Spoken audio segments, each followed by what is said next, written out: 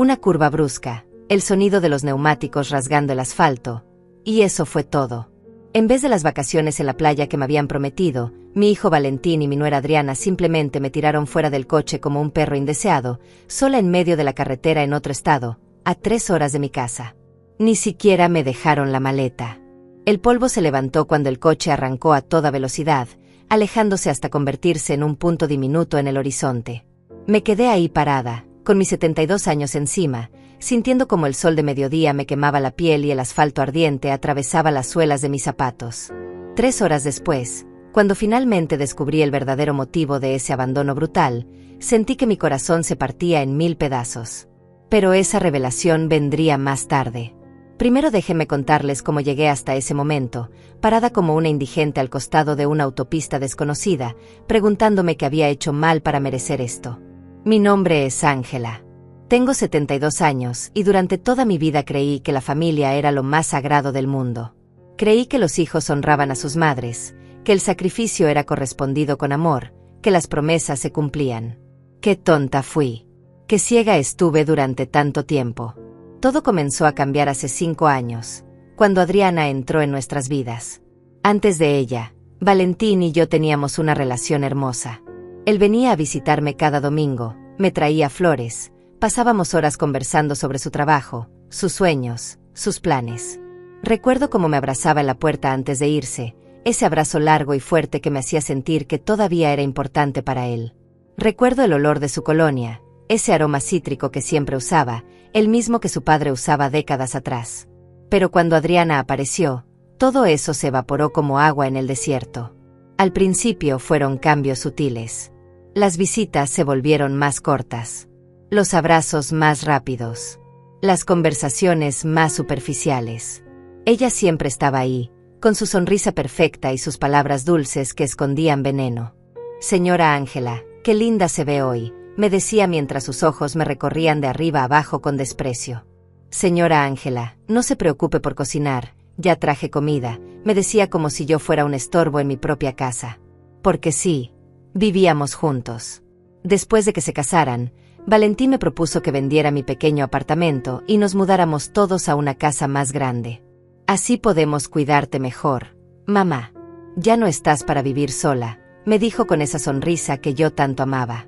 Yo acepté inmediatamente, emocionada de poder estar cerca de mi hijo, de poder algún día conocer a mis nietos, de no envejecer en soledad. Vendí mi apartamento, ese lugar que había comprado con años de trabajo y sacrificio, y puse todo el dinero para la casa nueva. $60,000. Toda mi vida resumida en un cheque que entregué confiada, creyendo que estaba invirtiendo en nuestro futuro juntos. La casa era hermosa, lo admito. 3 habitaciones, un jardín con árboles frutales, una cocina amplia con ventanas que dejaban entrar la luz del sol cada mañana. Durante los primeros meses, fui feliz ahí. Cocinaba para todos, mantenía la casa impecable, cuidaba el jardín como si fuera mi propio bebé. Cada rosal que florecía, cada tomate que crecía en las macetas, me llenaba de orgullo. Me sentía útil. Me sentía necesaria. Pero entonces Adriana quedó embarazada de Hortensia, y todo cambió para siempre. Durante el embarazo, yo era su sirvienta. Ángela, tráeme agua. Ángela, prepárame algo dulce. Ángela, no puedo subir las escaleras. Ve tú por mi bolso. Nunca más, señora Ángela. Ahora era solo Ángela, como si fuera la empleada doméstica. Valentín no decía nada. Cuando yo intentaba hablar con él, siempre tenía una excusa. Mamá, está embarazada. Tiene que descansar. Mamá, no seas dramática, solo te está pidiendo ayuda. Mamá, ¿por qué siempre tienes que complicar las cosas? Cuando nació Hortensia, mi nieta hermosa con ojos color miel y cabello castaño, pensé que las cosas mejorarían. Pensé que ese bebé nos uniría a todos, que volvería a sentirme parte de la familia. Y durante los primeros años, así fue. Hortensia era mi luz, mi razón para despertar cada mañana. Yo la cuidaba mientras Adriana trabajaba, le daba de comer, la bañaba, le cantaba las mismas canciones de cuna que le había cantado a Valentín décadas atrás. Ella se dormía en mis brazos y yo sentía que mi vida tenía sentido nuevamente. Pero Adriana no soportaba ese vínculo. Cada vez que Hortensia corría hacia mí en lugar de hacia ella, Veía cómo se le torcía la boca en una mueca de rabia contenida. Cada vez que la niña me pedía que le leyera un cuento en lugar de pedírselo a su madre, los ojos de Adriana se volvían témpanos de hielo. Y así, poco a poco, comenzó a alejarla de mí. Primero fueron las excusas. Hoy Hortensia va a dormir temprano, mejor no la molestes. Luego las prohibiciones disfrazadas de preocupación. No le des tantos dulces, Ángela, le vas a arruinar los dientes. No la lleves al parque sin avisarme primero. No le cuentes esas historias viejas, la confundes. Y finalmente, la separación total. Cuando Hortensia cumplió 10 años, Adriana comenzó a enviarla a actividades extraescolares todas las tardes. Piano, natación, inglés, cualquier cosa para que no estuviera en casa conmigo. Mientras tanto, mi vida en esa casa se volvía cada vez más pequeña. Primero me quitaron mi lugar en la mesa del comedor. Es que necesitamos ese espacio para los cuadernos de Hortensia cuando hace la tarea, me dijo Adriana con esa sonrisa falsa. Me dieron un banquito en la cocina, junto a la ventana, como si fuera un adorno más. Comía ahí, sola, mientras ellos tres cenaban juntos en el comedor, riendo y conversando como si yo no existiera. Luego me quitaron el baño. El baño de tu habitación tiene un problema con las tuberías, me mintió Valentín. Vas a tener que usar el baño de abajo mientras lo arreglamos. Nunca lo arreglaron. El baño de abajo estaba junto al lavadero, era pequeño, frío, olía a detergente y humedad. Cada vez que necesitaba usarlo tenía que bajar las escaleras, y con mis rodillas cada vez más débiles, cada escalón era una tortura. Después vino lo peor. Mi habitación. Una mañana me desperté y encontré a Adriana metiendo mi ropa en cajas. Necesitamos tu cuarto para el estudio de Valentín, me dijo sin siquiera mirarme a los ojos. Te vamos a acomodar en el lavadero. Pusimos una cama ahí, vas a estar cómoda. El lavadero. Me estaban mandando a dormir al lavadero como si fuera un animal.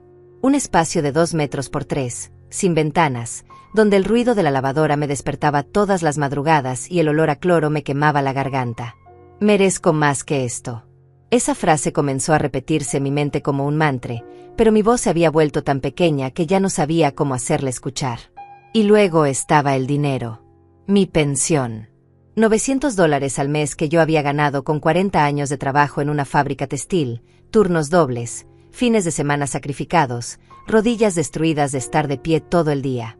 Ese dinero era mío, era lo único que me quedaba de dignidad. Pero Adriana lo quería. Ángela, todos vivimos bajo el mismo techo, todos debemos contribuir, me dijo un día. No era una petición.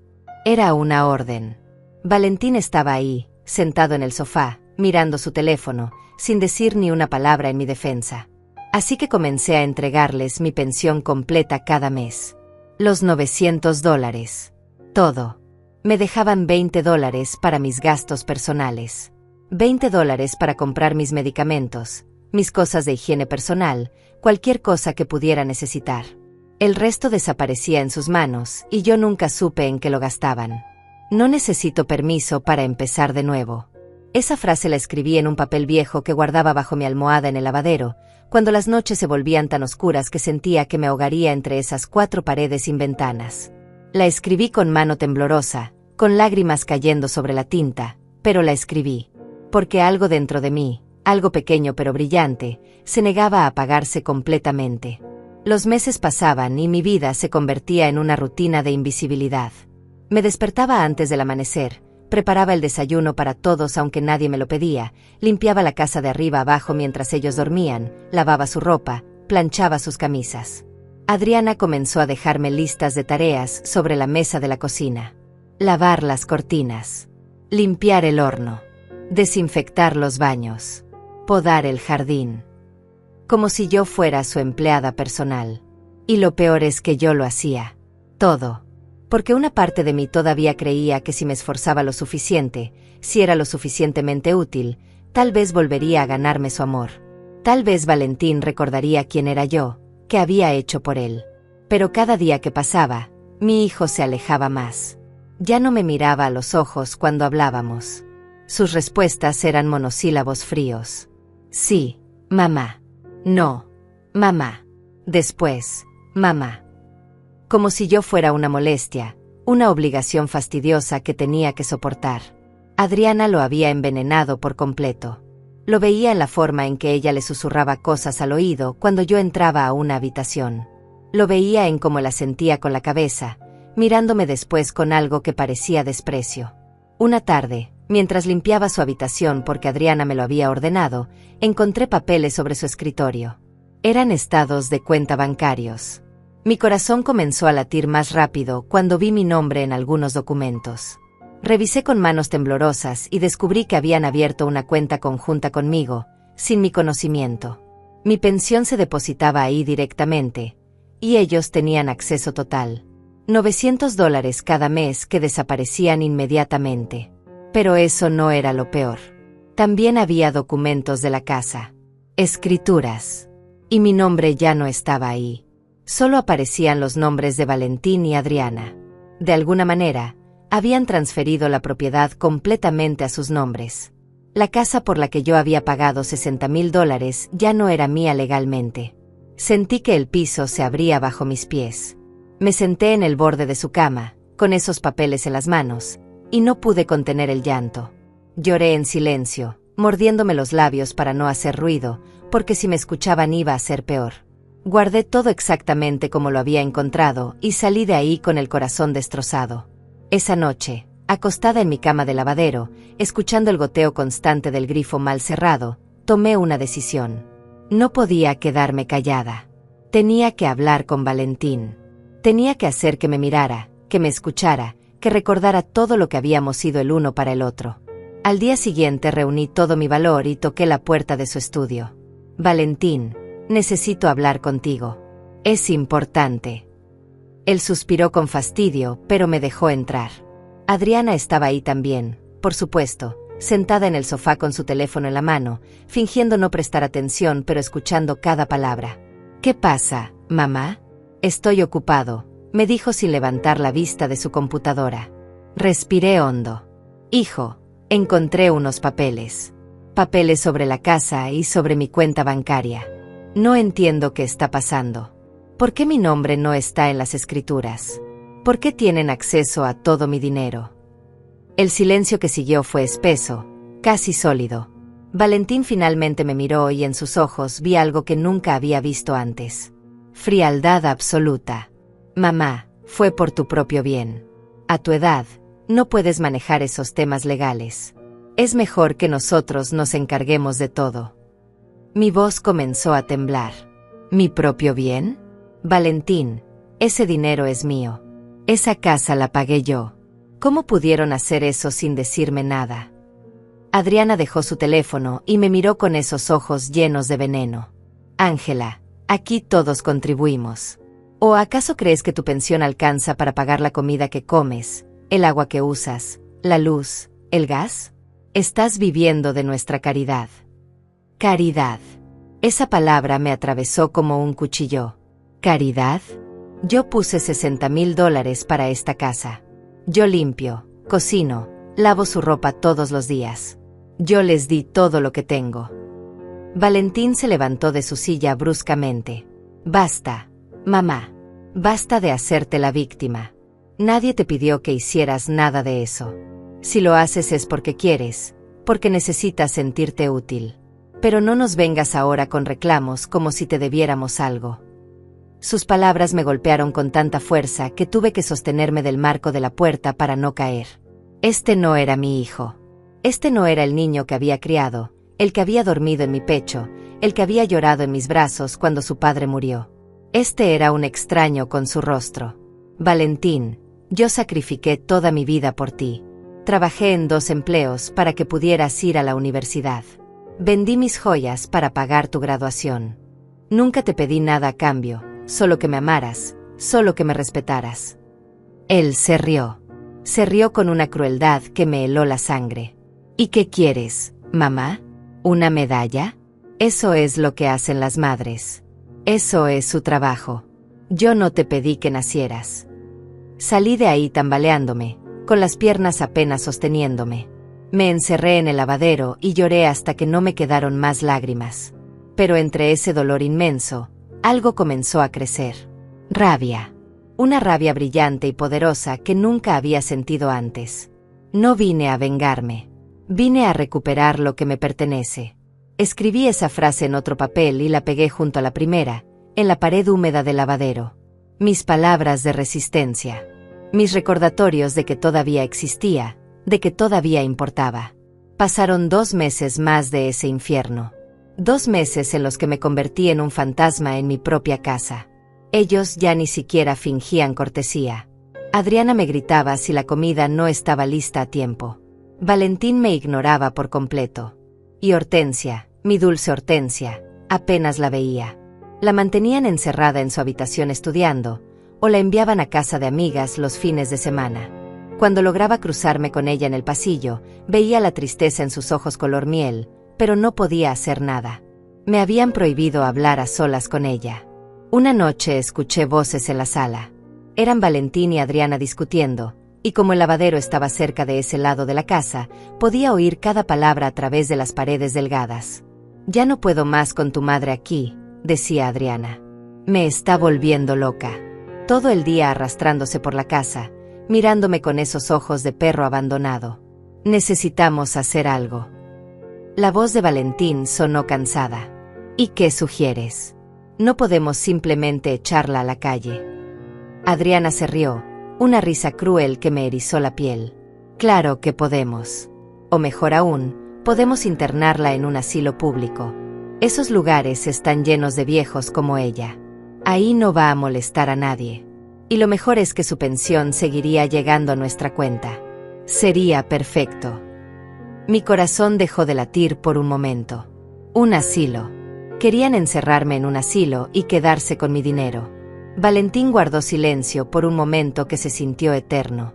Luego habló, y sus palabras terminaron de destruir lo poco que quedaba de mi corazón. «Está bien. Busca uno que esté lejos, en otro estado si es posible. No quiero que nos cause problemas después. Y tiene que ser pronto, antes de que empiece a hacer preguntas sobre los papeles de la casa». Me tapé la boca con ambas manos para no gritar. Esto no podía estar pasando. Mi propio hijo, mi Valentín, estaba planeando deshacerse de mí como si fuera basura. Se acerca el día en que dejarán de subestimarme. Escribí esa frase a la mañana siguiente, con la mano todavía temblando por lo que había escuchado la noche anterior. La pegué junto a las otras 2 en mi pared de lavadero, esa pared que se había convertido en mi tablero de guerra silenciosa. Pero no tenía idea de cómo luchar. No tenía dinero, no tenía documentos, no tenía a nadie. O eso creía. 2 semanas después de esa conversación que escuché a escondidas, Adriana entró al lavadero una mañana con una sonrisa que me puso los pelos de punta. Era demasiado dulce, demasiado falsa. «Ángela, tengo una sorpresa para ti», me dijo con voz cantarina. «Valentín y yo decidimos que necesitas unas vacaciones. Has estado trabajando tanto en la casa, te mereces un descanso». Mi corazón se aceleró. Vacaciones. Después de escuchar sus planes de internarme, esa palabra sonaba como una trampa mortal. ¿Vacaciones? No necesito vacaciones, estoy bien aquí, respondí intentando mantener la voz firme. Ella ignoró mi respuesta completamente. Vamos a ir a la playa este fin de semana. Los 4. Será como en los viejos tiempos, una linda salida familiar. Mencionó a Hortensia y algo en mi pecho se aflojó un poco. Si mi nieta iba, tal vez no era la trampa que yo pensaba.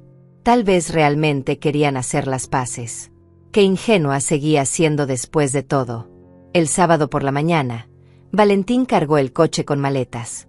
Vi que metía 3 bolsas grandes y mi corazón se llenó de una esperanza tonta. Tal vez sí era real. Tal vez habían reflexionado y querían volver a ser una familia. Me puse mi vestido color beige, el más lindo que me quedaba, me peiné con cuidado y hasta me puse un poco de lápiz labial coral que había comprado hacía años. Quería verme bien. Quería que mi hijo me mirara y recordara a la madre que lo había criado con tanto amor. Cuando bajé con mi pequeña bolsa de mano, la única que tenía, Adriana me miró de arriba abajo con desprecio. «¿Eso es todo lo que llevas?» Me encogí de hombros. «No necesito mucho. Solo son unos días». Ella intercambió una mirada con Valentín que no supe interpretar en ese momento, pero que ahora entiendo perfectamente. Era la mirada de dos personas que comparten un secreto oscuro. Hortensia bajó corriendo las escaleras en ese momento, con su cabello castaño recogido en una cola de caballo y sus ojos color miel brillando de emoción. «Abuela», gritó y corrió hacia mí. Adriana la detuvo en seco, agarrándola del brazo con fuerza. «Hortensia, al coche. Ya». La voz de mi nuera era un látigo. La niña me miró con tristeza antes de subirse al asiento trasero. Yo iba a subir junto a ella, pero Valentín me indicó que me sentara adelante. «Mamá, tú vas adelante. Hortensia necesita espacio para sus cosas». Debí haberlo sabido en ese momento. Debí haber visto todas las señales. Pero el corazón de una madre es ciego ante la maldad de sus hijos. Siempre encuentra excusas, siempre busca justificaciones. Siempre quiere creer que el amor todavía existe en algún lugar escondido. Salimos de la ciudad cuando el sol apenas comenzaba a calentar el asfalto. Valentín manejaba en silencio, con los nudillos blancos sobre el volante. Adriana revisaba su teléfono constantemente, escribiendo mensajes que escondía cada vez que yo intentaba mirar. Hortensia iba callada atrás, y cuando traté de voltearme para hablar con ella, Adriana me cortó bruscamente. «Déjala, está escuchando música». Pero yo podía ver en el espejo retrovisor que mi nieta no tenía audífonos puestos. Solo miraba por la ventana con lágrimas corriendo por sus mejillas. Pasó 1 hora. Luego 2. Luego 3. El paisaje cambió de ciudad a campo abierto, de campo a desierto. Comenzó a hacer más calor. Pregunté varias veces cuánto faltaba para llegar a la playa, pero nadie me respondía. Solo silencio espeso y pesado que llenaba el coche como humo tóxico. Finalmente me quedé dormida, vencida por el cansancio y el calor sofocante. Me desperté con una sacudida violenta. El coche se había detenido. Abrí los ojos confundida y lo primero que vi fue una carretera vacía, desierta, rodeada de tierra seca y arbustos espinosos. Ni un solo edificio a la vista. Ni una sola señal de civilización. «¿Dónde estamos?», pregunté con la voz todavía pastosa por el sueño. Valentín no me miró. Bajó del coche y abrió mi puerta con un movimiento brusco. «Baja, mamá». Algo en su tono me heló la sangre. «¿Qué? ¿Por qué? ¿Qué está pasando?». Adriana se bajó también, dio la vuelta al coche y me miró con odio puro.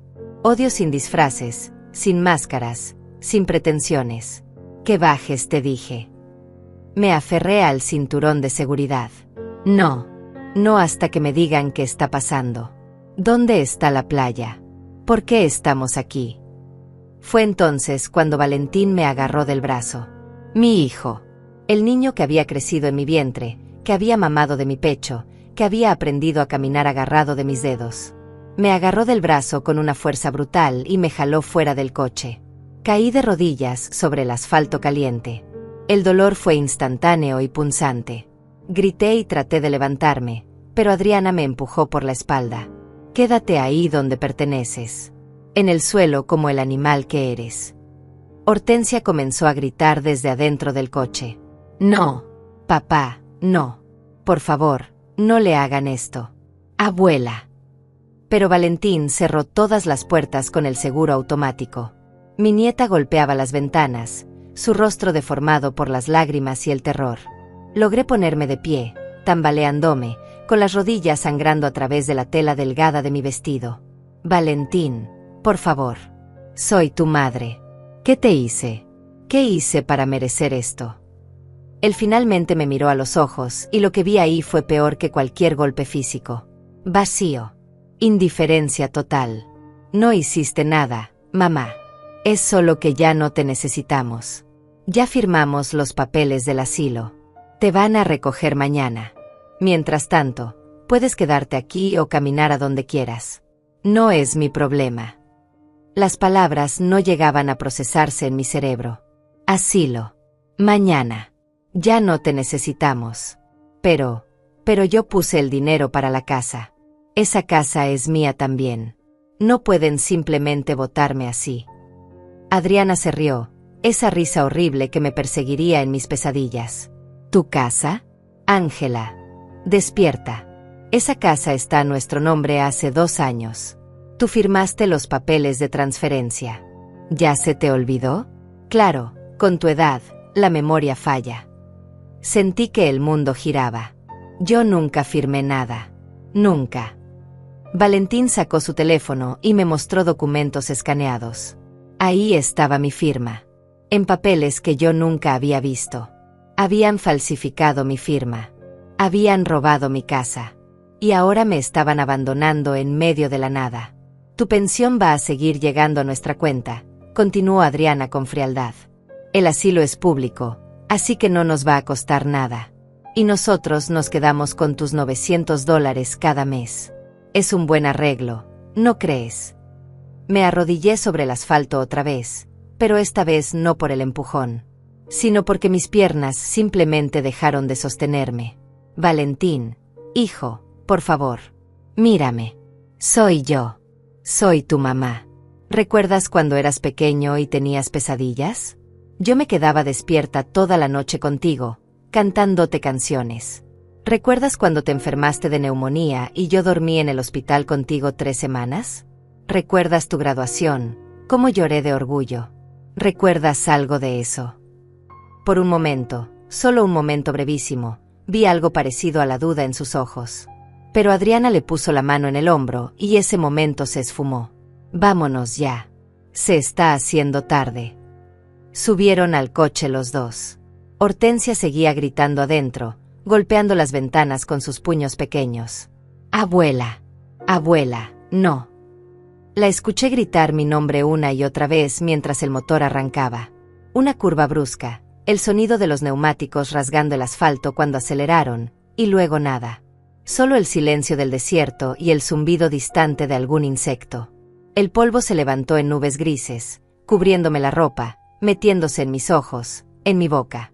Me quedé ahí, arrodillada en medio de esa carretera abandonada, viendo cómo el coche se convertía en un punto cada vez más pequeño hasta desaparecer por completo en el horizonte. El sol estaba en su punto más alto y el calor era insoportable. Mis rodillas sangraban. Mi vestido estaba sucio y rasgado. No tenía agua, no tenía dinero, no tenía teléfono. No tenía nada excepto el peso aplastante de la traición más profunda que un ser humano puede experimentar. La traición de un hijo. Me quedé ahí arrodillada no sé cuánto tiempo. Podría haber sido 1 hora o podrían haber sido 5 minutos. El tiempo perdió significado cuando tu mundo entero se desmorona. El sol me quemaba la piel. Podía sentir como mis brazos se ponían cada vez más rojos, como mi cabeza comenzaba a palpitar por el calor extremo. Pero no me importaba. Una parte de mí deseaba simplemente quedarme ahí hasta que el sol me consumiera por completo, hasta desaparecer como el polvo que volaba con el viento seco del desierto.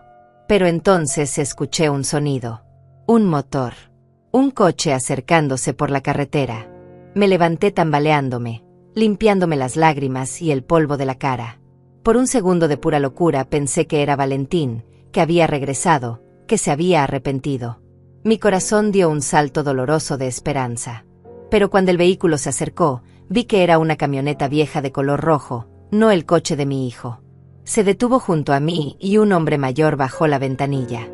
Tenía el rostro curtido por el sol y ojos llenos de preocupación genuina. Señora, ¿está bien? ¿Necesita ayuda? Su voz era suave, amable. Casi había olvidado cómo sonaba la amabilidad. Yo. No podía hablar. Las palabras se atascaban en mi garganta. Él bajó del coche rápidamente. Está herida. Déjeme ayudarla. Me ofreció una botella de agua y bebí con desesperación. Nunca había probado algo tan delicioso. ¿Qué pasó? Tuvo un accidente. No sabía qué decirle. ¿Cómo explicas que tu propio hijo te abandonó como basura? ¿Cómo pones en palabras esa humillación, ese dolor? Me dejaron aquí, fue todo lo que pude murmurar. Él asintió lentamente, como si entendiera más de lo que yo decía. ¿Tiene algún lugar a donde ir? Familia, amigos. Negué con la cabeza. No tenía nada. No tenía a nadie. Mire, hay un pueblo a unos 20 kilómetros de aquí. Tiene una estación de policía, un hospital pequeño. Puedo llevarla. Durante el trayecto, el hombre, que me dijo que se llamaba Ezequiel, no hizo más preguntas. Solo conducía en silencio mientras yo miraba por la ventana, viendo pasar el paisaje árido y vacío que de alguna manera reflejaba perfectamente cómo me sentía por dentro. Cuando llegamos al pueblo, me dejó frente a un edificio pequeño con un letrero que decía Centro de Salud. ¿Estará bien?, me preguntó antes de irse. Asentí, aunque no tenía idea si era verdad. Gracias. Gracias por su bondad. Él me apretó la mano suavemente. Cuídese, señora. Y recuerde, la familia no siempre es la que comparte nuestra sangre. Entré al centro de salud y una enfermera joven me atendió inmediatamente. Me curó las rodillas, me dio más agua, me revisó la presión. Está deshidratada y en shock, me dijo con voz preocupada. Necesita descansar. Tiene dónde quedarse. Otra vez esa pregunta. Otra vez el vacío como respuesta. Ella hizo unas llamadas y consiguió que me dejaran pasar la noche en un albergue para personas sin hogar que había en el pueblo. Sin hogar. Yo, que había trabajado toda mi vida, que había tenido mi propio apartamento, que había puesto $60,000 para una casa, ahora era una indigente. El albergue era un lugar triste. Paredes grises, camas de metal oxidado, el olor a desinfectante mezclado con sudor y desesperanza. Pero había un techo, había una cama, y eso era más de lo que tenía horas atrás. Me acosté en esas sábanas ásperas y finalmente dejé salir todo el dolor. Lloré hasta que mi cuerpo entero temblaba, hasta que no me quedó una sola lágrima. Lloré por mi hijo perdido, por la casa que me robaron, por la dignidad pisoteada, por los años desperdiciados creyendo que el amor familiar era inquebrantable. Pero en algún punto de esa noche oscura, algo cambió. Entre el llanto y la desesperación, algo duro y brillante comenzó a formarse en mi pecho. Rabia. No la rabia explosiva y destructiva, sino algo más frío, más calculado. Una determinación férrea de hierro. El amor no se mendiga, se honra o se deja ir. Recordé esa frase que había escrito semanas atrás y entendí su verdadero significado. Yo había mendigado amor durante años. Me había arrastrado, había soportado humillaciones, había entregado todo. Pero ya no más. A la mañana siguiente, desperté temprano. El cuerpo me dolía, especialmente las rodillas, pero mi mente estaba más clara que en meses. Necesitaba un plan. Necesitaba ayuda. Pero sobre todo, necesitaba recuperar lo que era mío. Salí del albergue y caminé por el pueblo buscando una cabina telefónica. Finalmente encontré una cerca de la plaza principal. Metí las pocas monedas que Ezequiel me había dado junto con el agua y marqué el único número que recordaba de memoria. El número de Beatriz. Beatriz había sido mi mejor amiga durante más de 40 años. Habíamos trabajado juntas en la fábrica textil, habíamos criado a nuestros hijos casi al mismo tiempo, habíamos compartido alegrías y tragedias. Pero cuando me mudé con Valentín y Adriana, ellos me alejaron de todos mis amigos. No necesitas estar visitando a esas viejas todo el tiempo, me había dicho Adriana. Tienes una familia ahora, concéntrate en nosotros. Y yo, tonta de mí, obedecí. Dejé de llamar a Beatriz, dejé de verla. Habían pasado casi 3 años desde la última vez que hablamos. El teléfono sonó 4 veces antes de que ella contestara. Hola. Su voz sonaba igual, cálida y familiar. Beatriz, soy yo, Ángela. Hubo un silencio del otro lado.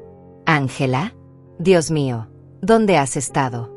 He intentado llamarte 1000 veces, pero siempre me decían que estabas ocupada o que no querías hablar. Pensé que te había perdido para siempre. Mi voz se quebró. Beatriz, necesito ayuda. Por favor. Necesito que vengas por mí. No le pregunté dónde estaba, no me pidió explicaciones. Solo dijo, dame la dirección. Voy para allá ahora mismo. Y colgó. Eso es la verdadera amistad. No preguntas, no juzgas, simplemente apareces cuando te necesitan. Me senté en una banca de la plaza a esperar, viendo a la gente del pueblo pasar con sus vidas normales. Madres llevando a sus hijos de la mano. Ancianos conversando en las esquinas. Vida simple, vida honesta. Y me pregunté cómo había terminado así, cómo había permitido que me quitaran todo. 3 horas después, vi el coche de Beatriz entrando al pueblo. Lo reconocí inmediatamente, ese pequeño sedán color plateado que había tenido por años. Me levanté de la banca con las piernas temblorosas. Ella se estacionó y salió corriendo hacia mí. No dijo nada. Solo me abrazó. Y en ese abrazo, en el calor de sus brazos rodeándome, en el olor familiar de su perfume de vainilla, encontré el primer pedazo de paz que había sentido en años. «Ay, Ángela», susurró contra mi cabello. «Ay, mi amiga querida. ¿Qué te hicieron?» Y ahí, en medio de esa plaza de un pueblo desconocido, le conté todo. Cada detalle humillante, cada traición, cada palabra cruel. Ella escuchó en silencio, con lágrimas corriendo por sus mejillas, apretando mi mano con fuerza.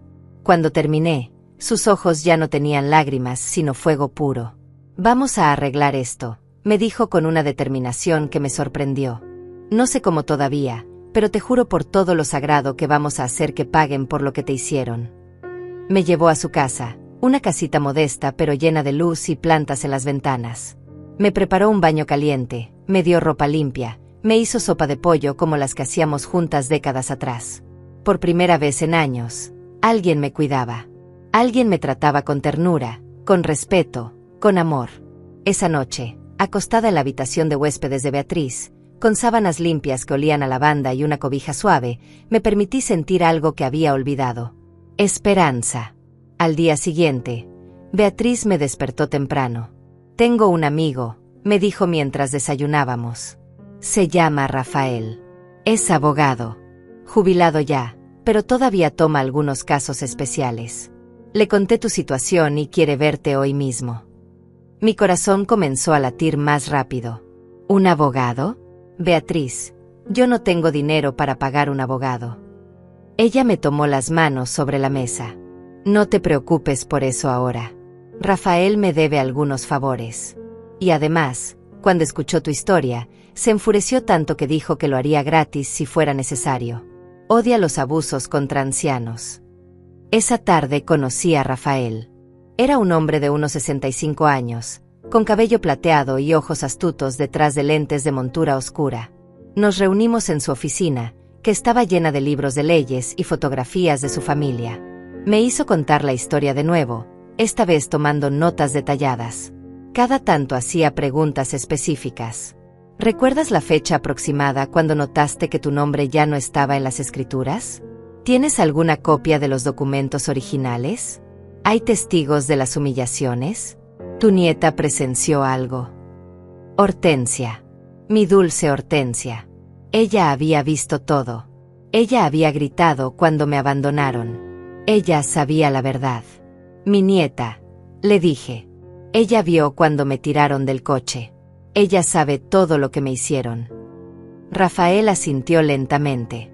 «Entonces ella es nuestra testigo clave. Pero va a ser difícil. Es menor de edad y son sus padres». Rafael me explicó la situación legal con una claridad que era tanto reconfortante como aterradora. «Ángela, lo que tu hijo y tu nuera hicieron es fraude. Falsificación de documentos, apropiación indebida de fondos, abuso financiero de un adulto mayor. Son delitos graves». Sentí que algo en mi pecho se aligeraba al escuchar esas palabras. No estaba loca. No estaba exagerando. Lo que me habían hecho era real, era ilegal, era castigable. «Pero», continuó Rafael con tono serio, «necesitamos pruebas sólidas. Los documentos falsificados son un buen comienzo, pero necesitamos más. Necesitamos estados de cuenta que muestren el manejo indebido de tu pensión, necesitamos las escrituras originales de la casa, y sobre todo, necesitamos el testimonio de tu nieta». Hortensia. Todo volvía a ella. Mi niña de 16 años atrapada en esa casa con dos personas capaces de abandonar a una anciana en el desierto. ¿Qué más serían capaces de hacerle si descubrían que estaba cooperando conmigo? El miedo me apretó la garganta. No puedo ponerla en peligro. Es solo una niña. Beatriz, que había estado sentada a mi lado en silencio, habló por primera vez. «Ángela, tu nieta te ama. La has visto sufrir tanto como tú. Dale la oportunidad de hacer lo correcto. Dale la oportunidad de salvarte y de salvarse a sí misma de crecer en ese ambiente tóxico». Rafael sacó su teléfono. «Voy a necesitar que me des el número de tu hijo. Voy a enviar una carta formal notificándoles que te represento legalmente y que estamos iniciando acciones legales por fraude y abuso de adulto mayor. También voy a solicitar acceso inmediato a todos los documentos relacionados con la casa y tus cuentas bancarias. Mis manos temblaron cuando le di el número. Esto era real. Estaba peleando. Ya no era la vieja indefensa durmiendo en el lavadero.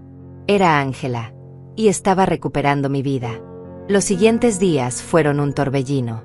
Rafael trabajó rápido. Envió la carta certificada, solicitó documentos al banco, comenzó a reunir evidencia. Mientras tanto, yo me quedaba en casa de Beatriz, recuperándome físicamente pero sobre todo mentalmente. Ella me cuidaba como a una hermana. Me preparaba comidas nutritivas, me acompañaba a caminar por las tardes, me dejaba llorar cuando el dolor era demasiado y me hacía reír cuando más lo necesitaba. ¿Recuerdas cuando trabajábamos el turno de noche y robábamos rollos de tela para hacernos vestidos? Me preguntó una tarde mientras tomábamos café en su pequeño jardín. El supervisor casi nos cacha y tuvimos que esconder todo debajo de tu abrigo. Parecías embarazada de gemelos. Reí por primera vez en semanas. Reír se sentía extraño, casi culpable, pero también liberador. Una semana después de que Rafael enviara la carta, mi teléfono sonó. No el teléfono de Beatriz, sino mi viejo celular que Valentín me había dado años atrás y que milagrosamente aún funcionaba, aunque yo nunca lo usaba porque Adriana había cancelado el plan. Pero ahora tenía señal. Beatriz había pagado para reactivarlo, diciendo que necesitaba estar comunicada. La pantalla mostraba un número desconocido. Contesté con el corazón latiéndome en los oídos. Abuela. Era Hortensia. Su voz sonaba entrecortada, susurrante, asustada. Hortensia, mi amor. ¿Estás bien? ¿Cómo conseguiste mi número? Ella sollozó del otro lado. Busqué en los papeles viejos de papá. Abuela, estoy tan asustada. Llegó una carta de un abogado. Papá y mamá están furiosos. Rompieron cosas, gritaron toda la noche. Mamá dijo que tú los vas a arruinar, que les vas a quitar todo. Pero abuela, yo sé la verdad. Yo vi lo que te hicieron. Yo quiero ayudarte. Mis lágrimas caían mientras la escuchaba. Mi niña hermosa, no tienes que hacer nada. No quiero que te pongas en peligro por mí. Pero ella me interrumpió con una firmeza que no le conocía. Abuela, tengo 16 años. No soy una bebé. Sé lo que está bien y lo que está mal. Y lo que ellos te hicieron está mal. Muy mal. He estado guardando cosas. Fotos de cuando te hacían dormir en el lavadero. Grabaciones de cuando mamá te gritaba. Mensajes de texto entre ellos hablando sobre el asilo. Tengo pruebas, abuela. Muchas pruebas. No podía creer lo que estaba escuchando. Mi nieta, mi dulce Hortensia, había estado documentando todo en secreto. ¿Por qué? ¿Por qué hiciste eso? Su respuesta me partió y sanó el corazón al mismo tiempo. Porque te amo, abuela. Porque cuando era pequeña y me enfermaba, tú eras quien me cuidaba toda la noche. Porque me enseñaste a leer, a cocinar, a ser buena persona. Porque mamá y papá me prohibieron estar contigo, pero yo los escuchaba maltratarte y me sentía morir por dentro. Guardé las pruebas porque sabía que algún día las necesitarías. Sabía que algún día ibas a pelear. Le pasé el teléfono a Rafael, quien había llegado justo en ese momento para actualizarme sobre el caso. Él habló con Hortensia durante casi una hora, tomando notas frenéticamente. Cuando colgó, sus ojos brillaban con algo que parecía triunfo. Ángela, tu nieta es increíble. Tiene documentación de todo. Fotos con fechas, grabaciones de audio, capturas de pantalla de mensajes. Con esto podemos construir un caso sólido. Pero necesitamos que ella nos haga llegar todo de manera segura. Durante los siguientes días, Hortensia nos envió archivos en secreto. Usaba la computadora de la biblioteca de su escuela para subirlos a una nube que Rafael había creado específicamente para esto. Cada archivo que recibíamos era otra pieza del rompecabezas, otra prueba irrefutable de la crueldad sistemática que había sufrido. Había fotos de mi cama en el lavadero, con fecha y hora. Había grabaciones de Adriana gritándome por no limpiar bien el baño. Había mensajes de texto entre Valentín y Adriana discutiendo cómo deshacerse de la vieja sin levantar sospechas. Había incluso documentos escaneados que mostraban mi firma falsificada en los papeles de transferencia de la casa. Rafael trabajaba día y noche organizando todo. Vamos a presentar una demanda civil por fraude, apropiación indebida y abuso de adulto mayor. También voy a notificar a las autoridades para que investiguen la falsificación de documentos, que es un delito penal. Y vamos a solicitar una orden de restricción temporal para que no puedan acceder a tu pensión mientras el caso se resuelve. Cada palabra que decía me llenaba de una fuerza que no sabía que tenía. No necesito permiso para empezar de nuevo. Esa frase resonaba en mi mente constantemente. 2 semanas después, llegó el día de la audiencia preliminar. Rafael me había preparado durante días sobre qué esperar, cómo comportarme, qué decir. Mantén la calma. No importa qué digan ellos, no importa cómo te provoquen. Tú mantén la dignidad. Esa es tu arma más poderosa. Beatriz me acompañó al juzgado. Me había comprado ropa nueva, un conjunto color crema que me hacía sentir presentable, digna. Ella me apretó la mano todo el camino. Vas a estar bien.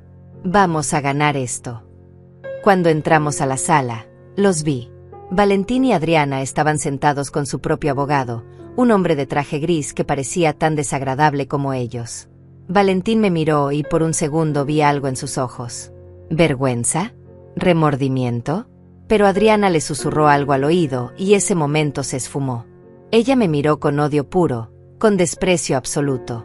Como si yo fuera la villana de esta historia. Como si yo les hubiera hecho algo a ellos. El juez entró y todos nos pusimos de pie. Era una mujer de unos 50 años. Con expresión severa pero ojos que parecían justos. Rafael presentó nuestra demanda, explicando el caso con una claridad devastadora. Mostró las pruebas una por una. Las fotos del lavadero donde me hacían dormir. Las grabaciones de los insultos. Los mensajes de texto planeando mi internación. Los documentos bancarios mostrando cómo mi pensión desaparecía cada mes en su cuenta. La firma falsificada en las escrituras de la casa. El abogado de ellos intentó argumentar que yo había firmado todo voluntariamente, que estaba confundida por mi edad, que sufría de demencia y no recordaba las cosas correctamente. Rafael contraatacó inmediatamente. Su señoría, tenemos aquí reportes médicos recientes que muestran que la señora Ángela está en perfecto uso de sus facultades mentales. No hay signos de demencia ni de deterioro cognitivo. Lo que hay es evidencia clara y documentada de abuso sistemático y fraude deliberado. Entonces llegó el momento más difícil. El juez preguntó si había testigos. Rafael se levantó. Sí, su señoría. Tenemos un testigo presencial de los hechos. Una menor de edad que por razones de seguridad solicitamos sea escuchada en privado. El juez asintió. Que pase el testigo. Las puertas de atrás se abrieron y entró Hortensia. Mi niña valiente con su uniforme escolar, con sus ojos color miel llenos de determinación. Adriana se puso de pie gritando. No, ella es mi hija. No tiene derecho. El juez golpeó el mazo. Siéntese ahora o la sacaré de la sala. La menor tiene derecho a testificar si así lo desea. Hortensia caminó hasta el estrado con la cabeza en alto. La jueza le habló con voz suave. Hortensia, entiendes que estás bajo juramento de decir la verdad. Mi nieta asintió. Sí, su señoría. Y entonces comenzó a hablar. Con voz clara y firme, contó todo lo que había visto. Cómo me quitaron mi habitación y me pusieron en el lavadero. Cómo controlaban mi dinero. Cómo me prohibieron hablar con ella. Y finalmente, con lágrimas corriendo por sus mejillas pero sin quebrar la voz, contó el día en que me abandonaron en la carretera. Yo estaba en el asiento de atrás, dijo Hortensia con voz temblorosa pero firme. Escuché a mi papá decirle a mi abuela que bajara del coche. Ella preguntaba qué pasaba, dónde estaba la playa que le habían prometido. Mi mamá la empujó fuera del coche. Vi cómo mi abuela cayó de rodillas sobre el asfalto. Yo grité que pararan, golpeé las ventanas, pero nadie me escuchó. Mi mamá le dijo a mi abuela que ya no la necesitaban, que la iban a meter en un asilo y que se quedarían con su dinero.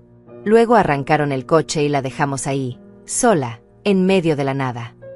El silencio en la sala era absoluto. Hasta el aire parecía haberse detenido. Valentín tenía la cabeza agachada, sin atreverse a mirar a nadie. Adriana estaba roja de furia, con las manos apretadas en puño sobre la mesa. La jueza miró a Hortensia con una expresión que mezclaba compasión y respeto. ¿Y qué sentiste en ese momento? Mi nieta se limpió las lágrimas. Sentí que mis padres eran monstruos. Sentí que había fallado a la persona que más me había amado en toda mi vida. Mi abuela me crió. Ella me enseñó todo lo importante. Y yo no pude protegerla. La jueza asintió lentamente y miró hacia Valentín y Adriana con una dureza que me hizo sentir, por primera vez, que tal vez la justicia existía. He escuchado suficiente por ahora. Esta audiencia se suspende. Ordeno una investigación completa de los hechos. Mientras tanto, queda prohibido que los demandados tengan acceso a cualquier fondo relacionado con la pensión de la señora Ángela. También ordeno que se congelen los activos relacionados con la propiedad en disputa hasta que se resuelva la legitimidad de la transferencia. Y solicito que Servicios Sociales evalúe el ambiente del hogar para determinar si es seguro para la menor. Adriana explotó. Esto es ridículo. Esa vieja manipuló a mi hija. No puede quitarnos nuestra casa. La jueza golpeó el mazo con fuerza. Señora, una palabra más y la acuso de desacato. La casa está en disputa precisamente porque hay evidencia de que la transferencia fue fraudulenta. Y le sugiero que piense muy bien en cómo se refiere a la señora Ángela de ahora en adelante. Se levantó y salió de la sala. La audiencia había terminado. Hortensia corrió hacia mí. La abracé con todas mis fuerzas mientras ambas llorábamos. Fuiste tan valiente, mi amor, tan valiente. Ella se aferró a mí como cuando era pequeña. No voy a volver a esa casa, abuela. No puedo. No después de lo que hicieron. Rafael se acercó a nosotras. No te preocupes, Hortensia. Vamos a solicitar custodia temporal para que puedas quedarte con tu abuela mientras se resuelve todo esto. Valentín se acercó entonces, con pasos inseguros. Mamá, yo. Pero no lo dejé terminar. Levanté la mano y hablé con una calma que me sorprendió a mí misma. No me voy por cobardía, Valentín. Me fui porque entendí que ya no tengo que quedarme donde no soy querida. Pero no creas que esto es venganza. Esto es justicia. Esto es recuperar lo que me robaron. Y sobre todo, esto es enseñarle a tu hija que está bien defenderse, que está bien pelear por tu dignidad, que nunca es tarde para empezar de nuevo. Él abrió la boca para decir algo más, pero Adriana lo jaló del brazo. Vámonos. Esto no ha terminado. Los vi alejarse y no sentí tristeza. Solo un extraño vacío donde antes había estado el amor de madre. Salimos del juzgado los tres juntos. Rafael, Hortensia y yo. Beatriz nos esperaba afuera con una sonrisa enorme. ¿Y bien? Rafael le devolvió la sonrisa. Ganamos la primera batalla. Falta la guerra, pero vamos bien. Esa noche cenamos juntas en casa de Beatriz. Hortensia comió con apetito por primera vez en semanas, según me contó. En esa casa siempre había tensión. Nunca podía relajarme. Mamá me regañaba por todo. Papá nunca estaba presente realmente, siempre pegado a su teléfono o a su computadora. Pero aquí, con ustedes, me siento segura. Los siguientes meses fueron intensos. Rafael continuó construyendo el caso mientras yo reconstruía mi vida pedazo por pedazo. Conseguí recuperar el acceso a mi pensión. $900 que volvían a ser míos. No era mucho, pero era algo. Era mío. Beatriz me ayudó a buscar un pequeño apartamento. Encontramos uno modesto en un edificio antiguo, pero bien mantenido. Una habitación, una cocineta, un baño completo. Tenía una ventana grande que dejaba entrar el sol por las mañanas. Era perfecto. Hortensia me ayudó a decorarlo. Fuimos juntas a tiendas de segunda mano, buscando muebles y adornos. Ella encontró una mecedora de madera que pintamos de color verde menta. Para que leas aquí por las tardes, abuela. También encontramos cortinas con flores amarillas, platos con diseños de pájaros, una lámpara antigua que funcionaba perfectamente. Cada objeto que poníamos en ese espacio era un acto de renacimiento. Cada decisión que tomaba sobre mi propio hogar era un recordatorio de que había recuperado mi libertad. El caso avanzaba lento pero seguro. Los investigadores descubrieron que Adriana había falsificado mi firma en múltiples documentos, no solo en las escrituras de la casa. También habían abierto tarjetas de crédito a mi nombre que yo nunca autoricé. Las deudas sumaban más de $15,000. Rafael presentó cargos penales adicionales. La red de mentiras y fraude que habían tejido se desenredaba lentamente, y con cada nuevo descubrimiento, mi caso se volvía más sólido. 6 meses después de aquella audiencia preliminar, llegó el juicio final. Esta vez no estaba nerviosa. Había pasado medio año reconstruyéndome, sanando, aprendiendo a confiar de nuevo. Entré a esa sala del tribunal con la cabeza en alto, con mi vestido color lavanda nuevo, con Hortensia de un lado y Beatriz del otro. Rafael presentó todas las pruebas de manera magistral. Los documentos falsificados, los registros bancarios, las grabaciones, las fotografías, el testimonio de Hortensia, ahora más fuerte y claro que antes. El abogado de Valentín y Adriana intentó argumentar que todo había sido un malentendido, que yo había autorizado las transferencias y luego lo olvidé. Pero la evidencia era abrumadora. Los expertos en grafología confirmaron que mi firma había sido falsificada. Los registros mostraban que nunca estuve presente en las oficinas cuando supuestamente firmé los documentos. El juicio duró 3 días completos. 3 días de testimonios, de pruebas presentadas, de argumentos legales que a veces me costaba seguir, pero que Rafael me explicaba pacientemente cada noche. El segundo día, llamaron a testificar a Valentín. Verlo subir al estrado me provocó una mezcla extraña de emociones. Era mi hijo, el bebé que había cargado en mi vientre, el niño al que había criado sola después de quedar viuda. Pero también era el hombre que me había abandonado en una carretera desierta, como si yo no valiera nada. El fiscal, un hombre joven llamado Orlando que trabajaba junto a Rafael, comenzó el interrogatorio. Señor Valentín, ¿puede explicarle al tribunal por qué decidió llevar a su madre a mitad de camino hacia otro estado y abandonarla allí? Valentín tartamudeó. Yo no quería hacerlo. Fue idea de mi esposa. Ella dijo que era lo mejor. Orlando no le dio tregua. ¿Y usted simplemente obedeció? ¿No pensó que era ilegal? ¿No pensó que era cruel? No pensó en absoluto. Mi hijo agachó la cabeza. Estaba confundido. Adriana me decía que mi madre nos estaba manipulando, que nos estaba robando, que fingía estar enferma para llamar la atención. Yo le creí. ¿Le creyó?, repitió Orlando con incredulidad.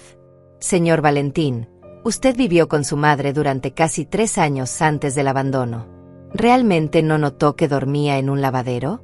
¿No notó que la trataban como sirvienta? ¿O simplemente decidió no ver? Valentín se limpió las lágrimas que comenzaban a caer. Yo lo vi. Claro que lo vi.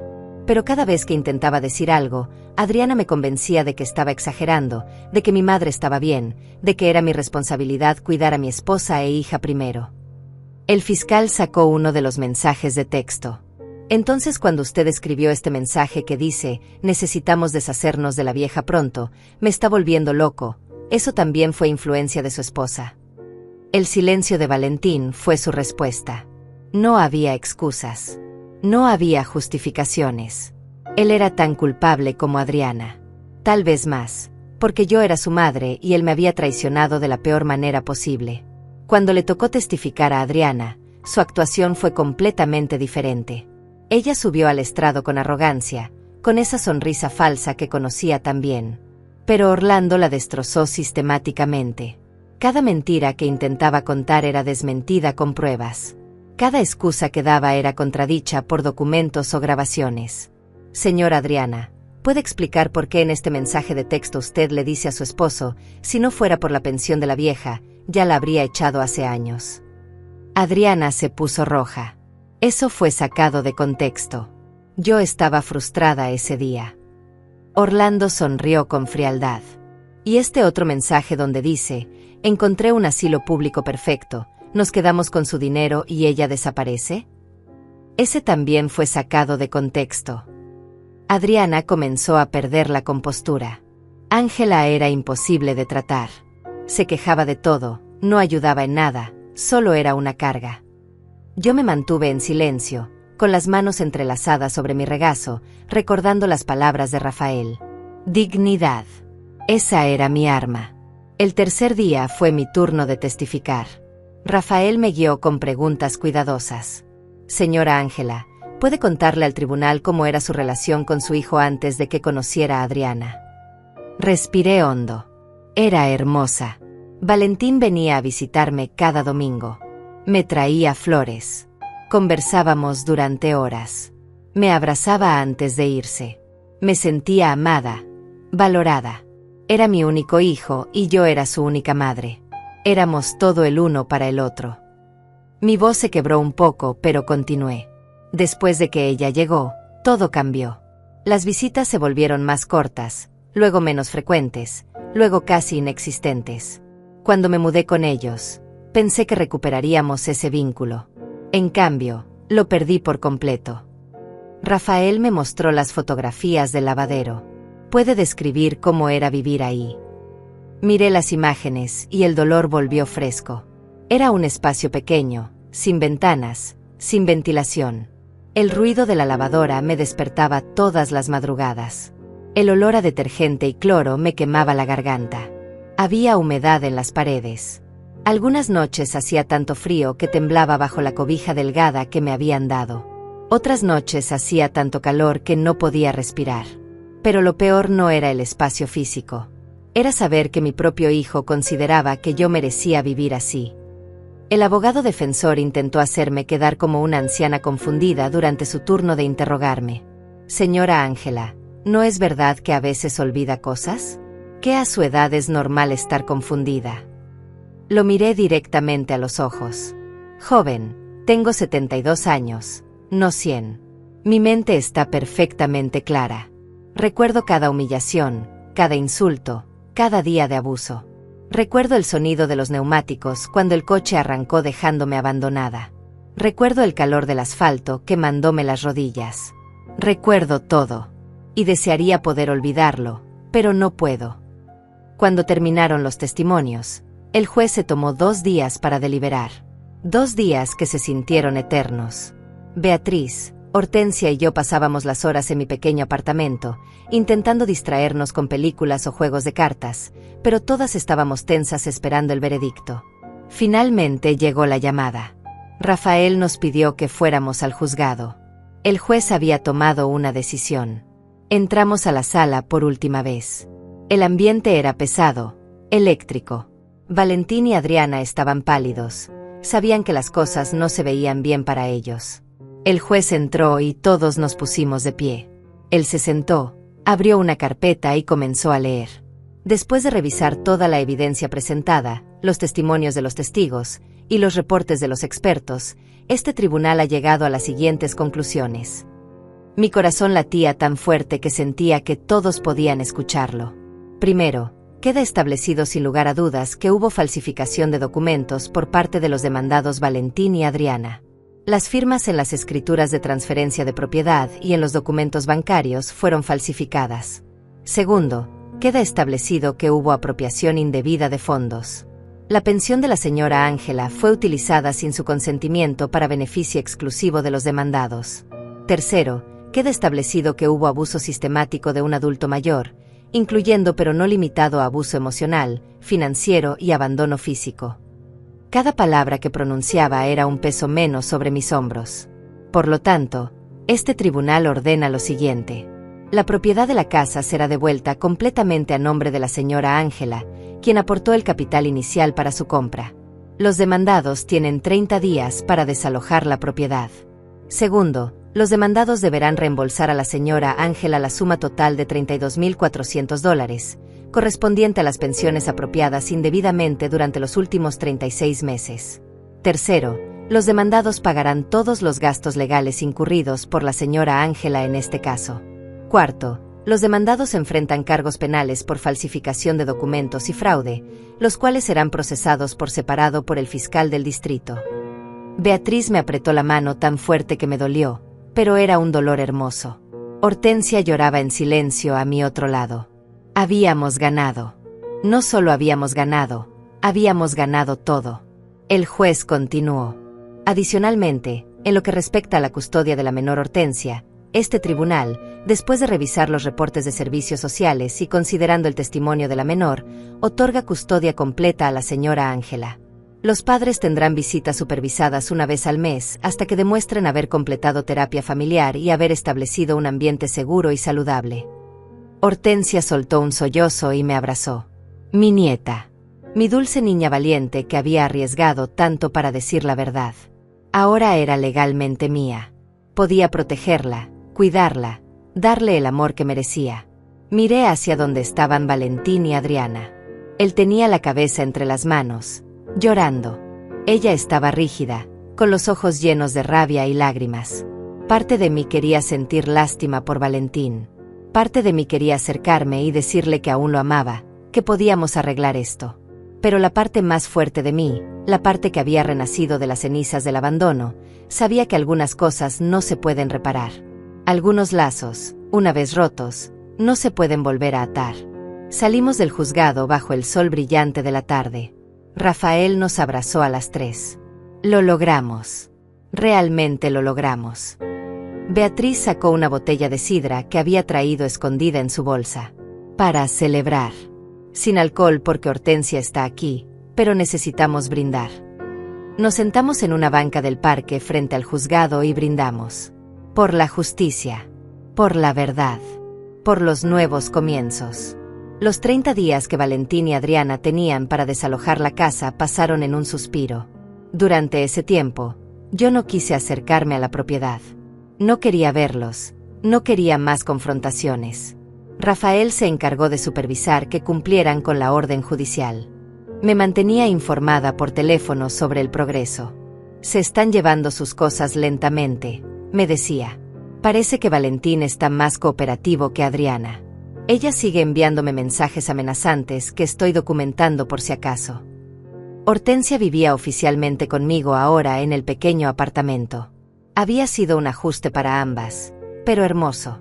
Compartíamos la habitación, ella dormía en una cama individual que habíamos comprado con mi primera pensión recuperada, y yo en la mía. Por las noches conversábamos en la oscuridad como amigas, como cómplices. Ella me contaba sobre sus sueños de estudiar Derecho cuando terminara la escuela. Quiero ser como Rafael, abuela. Quiero defender a personas que no pueden defenderse solas. Mi corazón se llenaba de orgullo cada vez que hablaba así. Las mañanas tenían una rutina nueva y tranquila. Yo me levantaba temprano y le preparaba el desayuno mientras ella se arreglaba para la escuela. Huevos revueltos, pan tostado, jugo de naranja. Cosas simples pero hechas con amor.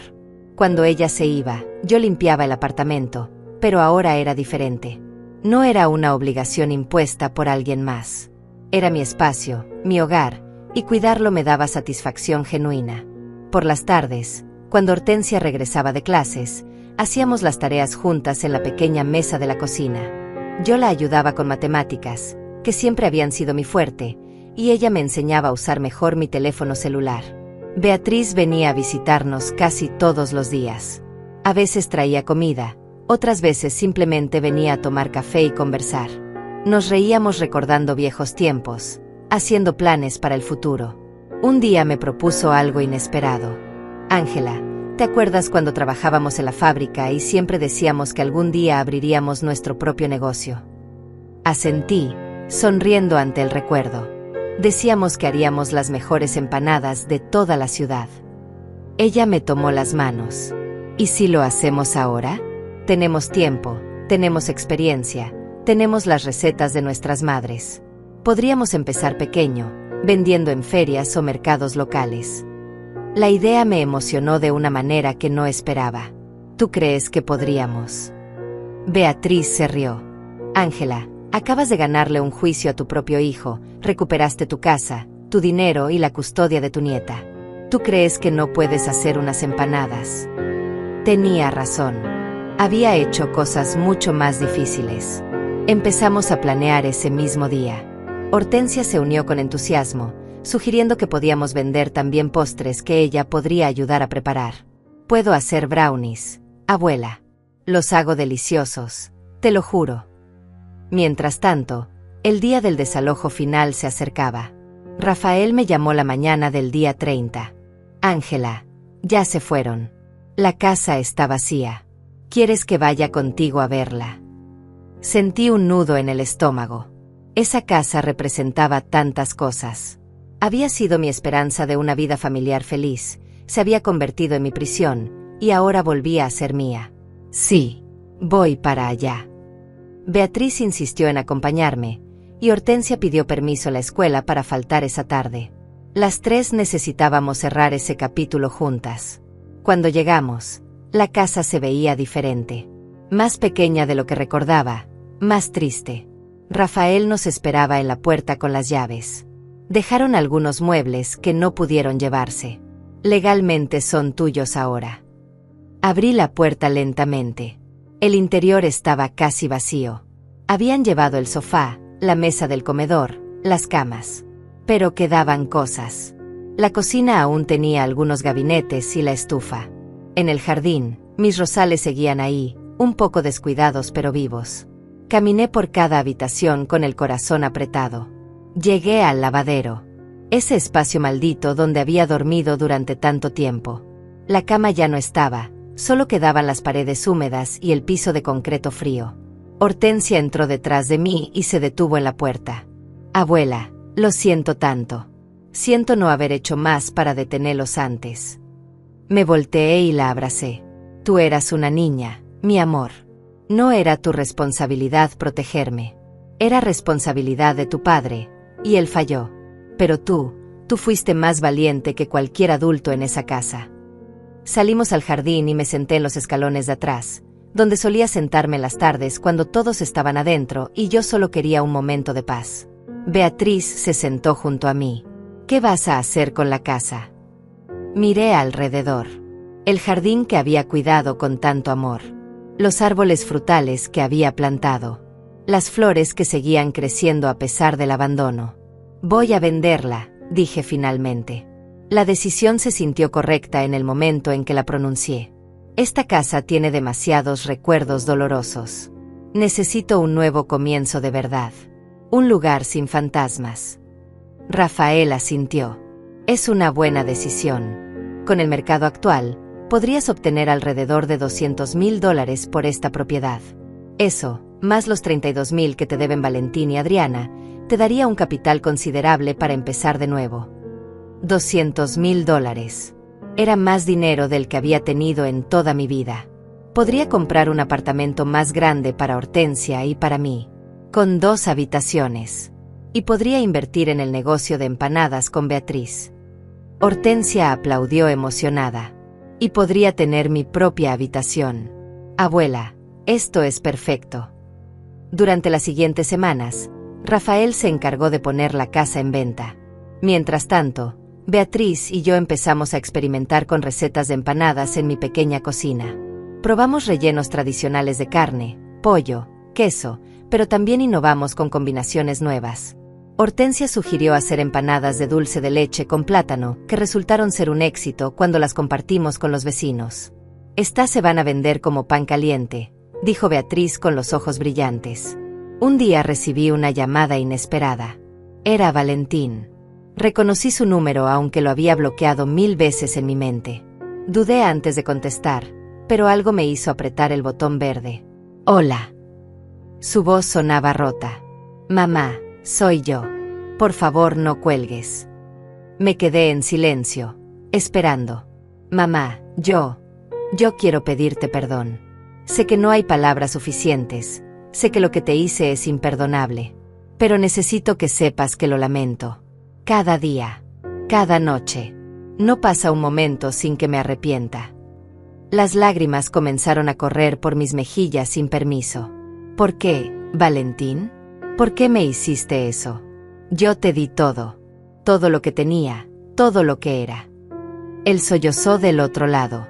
Porque fui débil. Porque dejé que Adriana me manipulara. Porque fui un cobarde que eligió la comodidad sobre hacer lo correcto. Mamá, me divorcié de ella. No podía seguir casado con alguien capaz de hacerte lo que te hizo. Lo que te hicimos. Esa noticia me sorprendió. Te divorciaste. Su voz tembló. Sí. Después del juicio, después de ver todo el daño que causamos, después de perder a Hortensia, me di cuenta de que había perdido mi alma en el proceso. Y no quiero ser esa persona. No quiero ser el hombre que abandonó a su madre.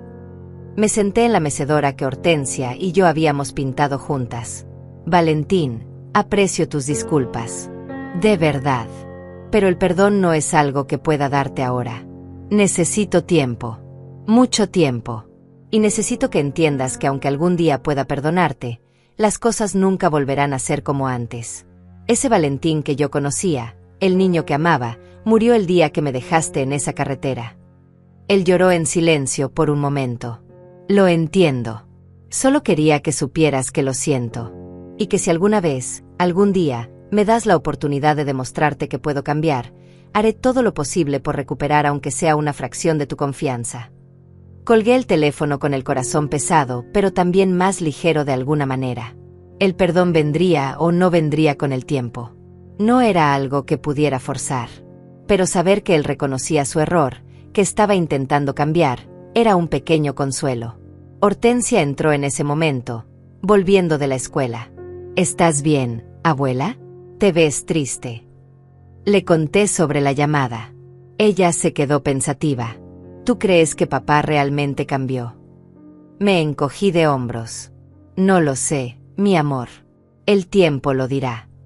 6 meses después de aquel veredicto que cambió mi vida, me encontraba sentada en el balcón de mi nuevo apartamento viendo el amanecer. Había vendido la casa por $210,000, más de lo que Rafael había estimado. Con ese dinero compré un apartamento luminoso de 2 habitaciones en un edificio tranquilo, con un pequeño balcón lleno de macetas donde cultivaba tomates, albahaca y mis queridos rosales rescatados del jardín de la vieja casa. Hortensia tenía su propia habitación, pintada de color amarillo suave según ella misma eligió, con un escritorio grande para estudiar y estantes llenos de libros. El negocio de empanadas con Beatriz había despegado más rápido de lo que imaginamos.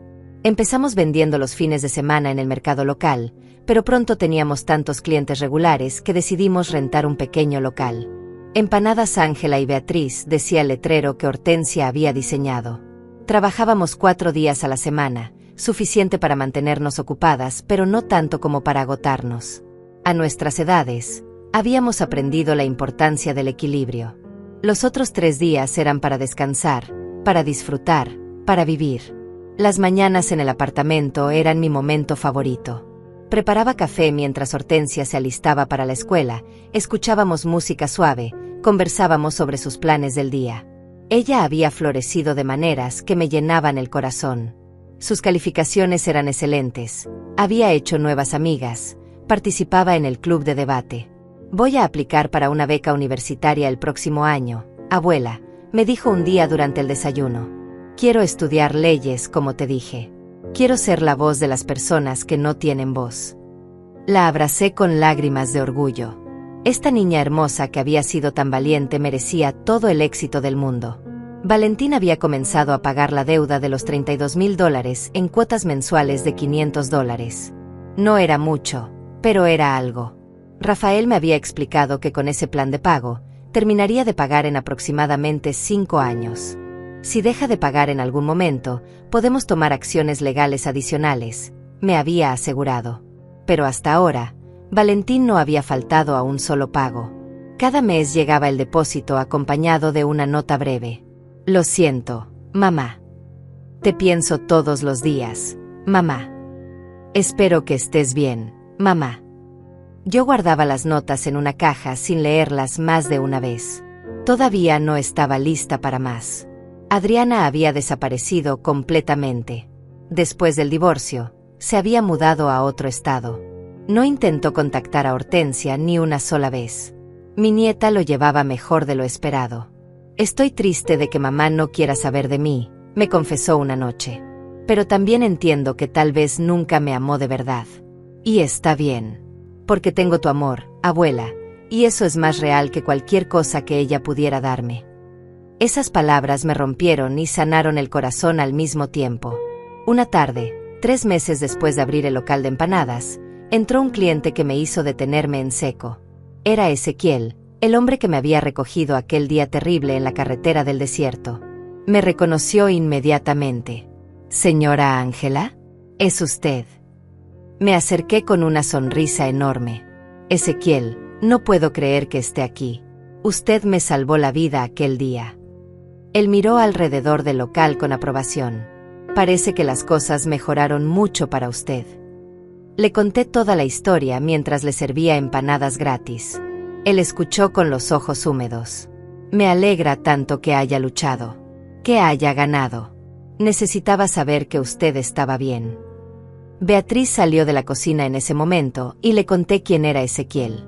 Ella lo abrazó como si fuera familia. Gracias por cuidar de mi amiga cuando más lo necesitaba. Desde ese día, Ezequiel se convirtió en cliente regular y eventualmente en amigo. Venía 2 veces por semana, siempre pedía las empanadas de carne con aceitunas, siempre se quedaba conversando. A veces traía a su nieto, un niño de 8 años llamado Rubén que se hacía amigo de todos en el local. Verlo me recordaba a Valentín de pequeño, pero ya no dolía tanto. Ya no vivía en el pasado. Los domingos se habían convertido en día sagrado de familia. Hortensia, Beatriz, Rafael, que se había vuelto como un hermano para mí, y a veces Ezequiel, nos reuníamos en mi apartamento para almorzar juntos. Cocinábamos entre todos, reíamos, contábamos historias. Era la familia que había elegido, no la que me había tocado por sangre. Y era hermosa. Era real. Era mía. Una tarde recibí un mensaje de Valentín pidiendo si podía visitar a Hortensia. Era su derecho según la orden judicial, una visita supervisada al mes. Hortensia decidió que sí quería verlo.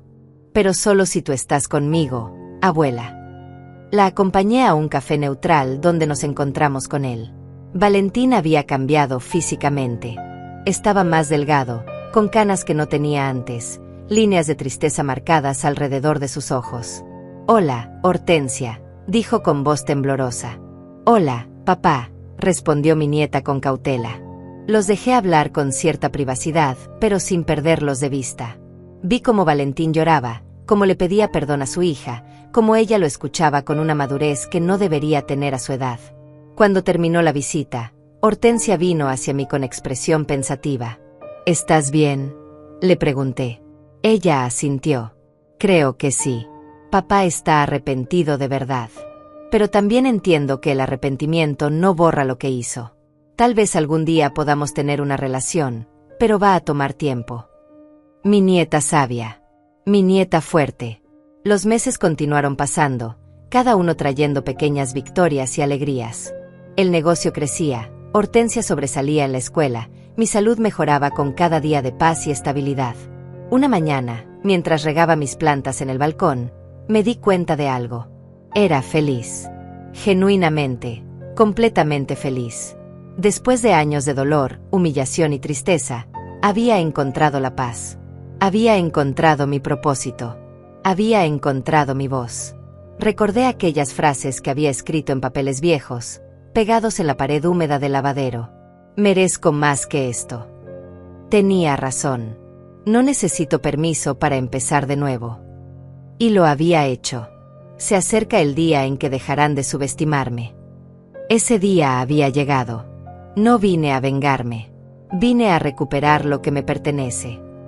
Y lo había recuperado todo, mi dignidad, mi libertad, mi nieta, mi vida. Hortensia salió al balcón con 2 tazas de café. Se sentó junto a mí en silencio, disfrutando del sol de la mañana. «Abuela», dijo finalmente. «Sí, mi amor».